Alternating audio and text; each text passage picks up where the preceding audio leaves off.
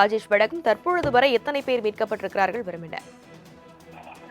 தனலட்சுமி, இந்த நேபாளத்தில் நடைபெற்ற இந்த வெள்ள சீற்றம் காரணமாக அங்கு சிக்கி தவித்த தமிழர்கள் மீட்கப்பட்டு வரக்கூடிய சூழல் என்பது இருக்கிறது. தொடர்ச்சியாக தமிழக அரசு அதற்கான பல்வேறு நடவடிக்கைகளை எடுத்திருக்கிறார்கள். இந்திய அரசாங்கமும் அதற்கான நடவடிக்கைகளை தொடர்ச்சியாக மேற்கொண்டு வரக்கூடிய அந்த சூழல் என்பது இருக்கிறது. குறிப்பாக இந்திய அரசாங்கமாக இருக்கட்டும், தமிழக அரசாக இருக்கட்டும், உதவி எண்கள்லாம் அறிவித்திருக்கிறார்கள். அதன் அடிப்படையில் அந்த உதவி எண்ணுக்கு பல்வேறு அழைப்புகள் வந்ததன் பேரில் பல்வேறு மீட்பு பணிகள் தொடர்ச்சியாக நடைபெற்று வருகிறது.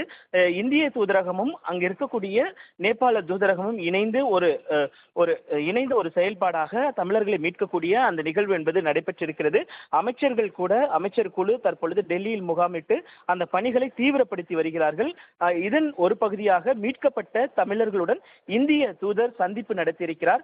நேபாளத்தில் வெள்ளம் பாதித்த பகுதியில் மீட்கப்பட்ட கிட்டத்தட்ட 21 தமிழர்களுடன் இந்திய தூதர் நவீன் ஸ்ரீவஸ்தவா அந்த சந்திப்பை நிகழ்த்தியிருக்கிறார்.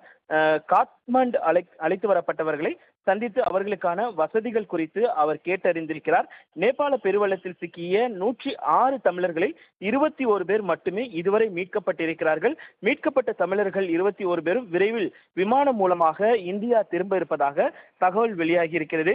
குறிப்பாக 106 பேருடைய அந்த நிலைமை என்பது ஒவ்வொரு நாளும் கண்காணிக்கக்கூடிய அந்த சூழல் என்பது இருக்கிறது. தற்பொழுது அங்கு மீட்கப்பட்டவர்களுடனான அந்த சந்திப்பு என்பது நிகழ்ந்திருக்கிறது. அவர்கள் மீட்கப்பட்டிருக்கக்கூடிய சூழ்நிலையில் அவர்கள் விரைவில் தமிழகம் திரும்புவதற்கான அந்த வாய்ப்புகள் அதிகம் இருப்பதாக பார்க்கப்படுகிறது.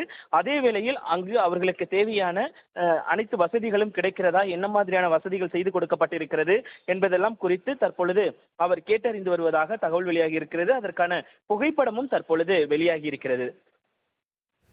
விவரங்களுக்கு நன்றி ராஜேஷ்.